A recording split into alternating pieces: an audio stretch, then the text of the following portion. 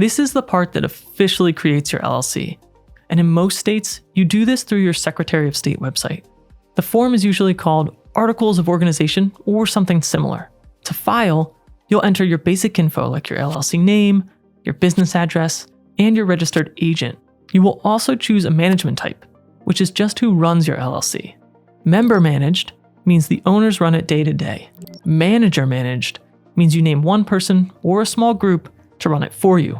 If it's just you or you and a partner actively running the business, member managed is usually the right choice. Most states let you file online, but some still allow mail filing as well. Then you pay the state filing fee. It varies a lot, but most states fall between $50 and a few $100. Some states also offer expedited processing for an extra fee. Processing time can be anywhere from a few days to a few weeks, depending on your state. And in a small number of states, there's an extra public notice step.